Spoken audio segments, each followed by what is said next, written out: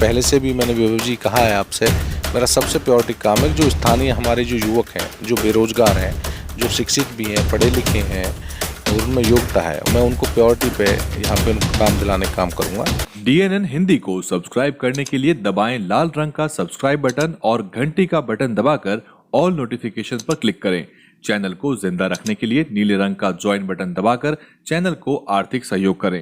पश्चिम उत्तर प्रदेश की चुनाव यात्रा के दौरान हम अलग अलग विधानसभाओं में जाके ग्राउंड रिपोर्ट कर रहे हैं और आपकी प्रत्याशियों से बातचीत करा रहे हैं, उनसे सवाल जवाब कर रहे हैं, उनके चुनावी जो गतिविधियां हैं उसका जायजा ले रहे हैं। मैं इस वक्त हूं जेवर विधानसभा में। मेरे साथ आप देख सकते हैं नरेंद्र भाटी ढाड़ा जी हैं। कई बार हम इनसे मिले हैं, कई बार मुलाकात हुई है और हमने एक ऑनलाइन इंटरव्यू भी किया था इनका। आपने नहीं देखा तो उसको आप देख सकते हैं। अब चुनावी सरगर्मियां उत्तर प्रदेश में धीरे धीरे तेज होने लगी हैं।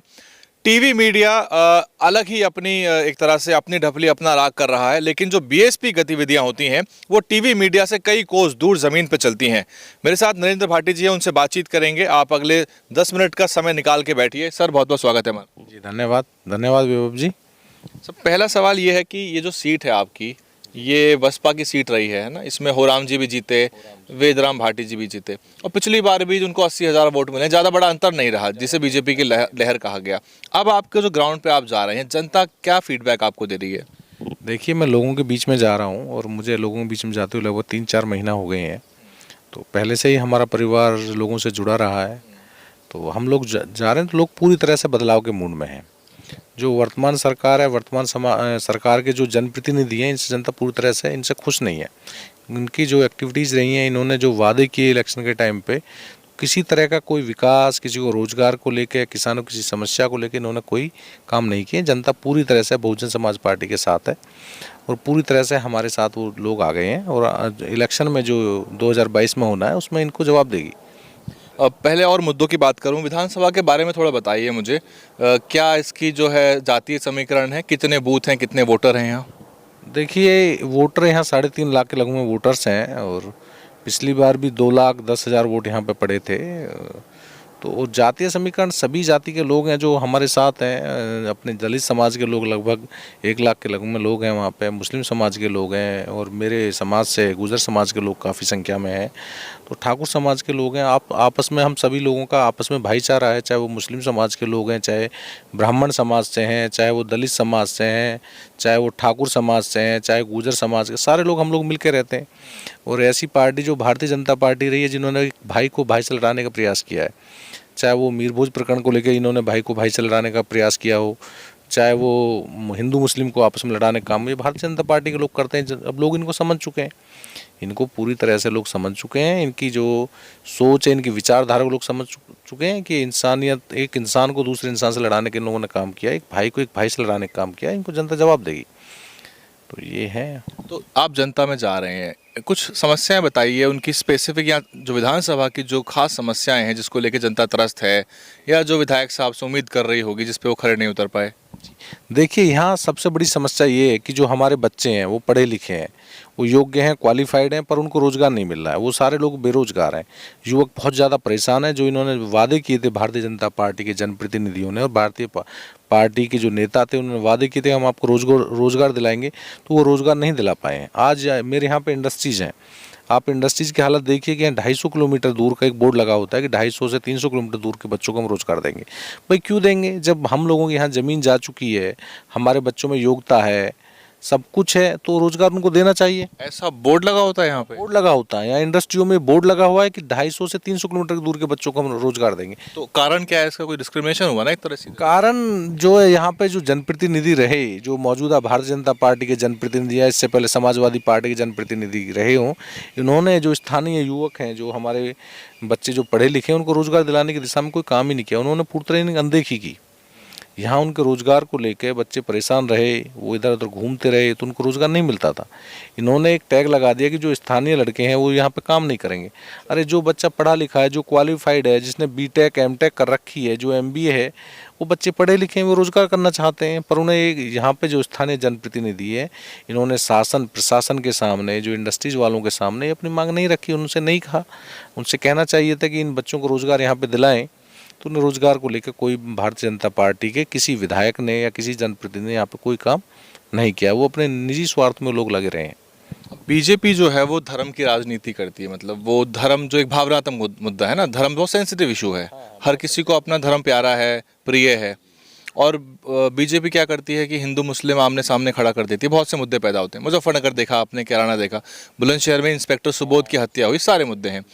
तो उसको लेके जनता अब क्या कह रही है कि जनता अभी पशुपेश में है, या फिर मान के चल रही है कि हमने भांप लिया है और ये सब जो मुद्दे हैं एक तरह से वोट बटोरने के मुद्दे रह गए हैं। मोदी साहब जो हैं, आप देख रहे हैं ना किस तरह से वहाँ पे कार्यक्रम कर रहे हैं। जी जी, देखिए जनता इनको देख चुकी है। इन्होंने जनता को, इन्होंने जो भावनाओं को ठेस पहुंचा के जनता को गुमराह करके हिंदू मुस्लिम पे गुमराह किया इन्होंने, और धार्मिक भावनाओं को फैलाकर इन्होंने जनता को गुमराह करके जनता से वोट लिया है। अब जनता इनको समझ चुकी है।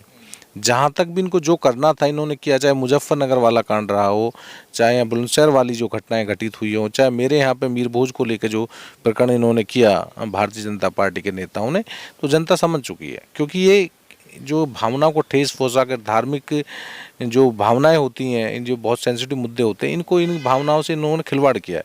तो जनता भी ना पूरी तरह समझ चुकी है और जनता इनका सुपड़ा साफ करने के लिए बिल्कुल तैयार हो गई। उसके बारे में बताइए सर, जो गुर्जर सम्राट मिहिर भोज की प्रतिमा है उस पर से गुर्जर शब्द हटा दिया, तो उनको पता तो है कि वो जो है सम्मानित स्थान रखते हैं इतिहास में, तो छेड़छाड़ क्यों की? मतलब क्या उद्देश्य क्या रहा होगा बीजेपी का? देखिए, गुर्जर जो हमारे महाराज जो सम्राट गुर्जर मीर भोज जी थे, वो गुर्जर समाज से एक ताल्लुकात रखते थे, और सारे जो हमारे इतिहास में इनका जिक्र है। इतिहास में स्पष्ट रूप से कहा गया है कि जो राजा मीर भोज थे वो गुर्जर थे, और गुर्जर सम्राट मीर भोज उनको कहा जाता था। इससे पहले जो पूर्व में भी जो प्रधानमंत्री रहे, चाहे वो अटल बिहारी वाजपेयी जी रहे हों, उन्होंने जो प्रतिमा का अनावरण किया, वो गुर्जर, उस पर शब्द लिखा हुआ था कि ये राजा हमारा गुर्जर सम्राट है।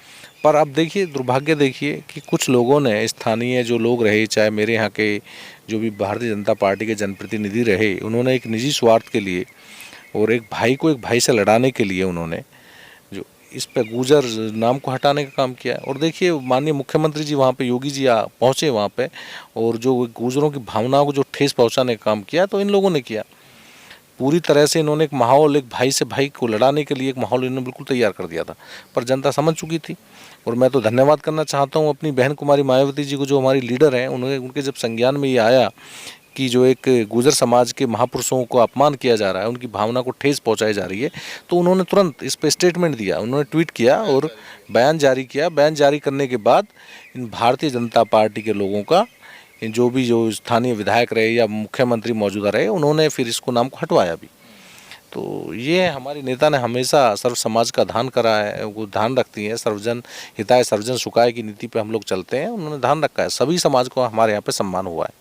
ये जो हालिया जिला पंचायत के चुनाव हुए थे, उसमें जो बसपा के जीते थे सदस्य, और भी नीचे के स्तर पे जो थे वो जीते, आप उनसे संपर्क में हैं, प्रधानों से, सदस्यों से? देखिए, मेरे यहाँ पे जब से ग्रेटर नोएडा अथॉरिटी आई हुई, यमुना अथॉरिटी आई हुई है, तो कुछ जगह पे जो यहाँ पे जो पहले सरकार है समाजवादी करे, भारतीय जनता पार्टी की सरकार ने उनको वहाँ पे मेरे आसपास के गांव में जिला पंचायत के जो प्रधानी के चुनाव थे, इनको इन्होंने ख़त्म कराने का काम किया है। हाँ, वो ख़त्म किया। कुछ ये एक मुद्दा है। देखिए, ये एक गाँवों की एक अलग से सरकार होती थी, उन्होंने गाँवों की जो सरकार को, जो लोकतंत्र की हत्या करने का काम समाजवादी और भारतीय जनता पार्टी के लोगों ने किया, इसको भी लोग समझ चुके हैं।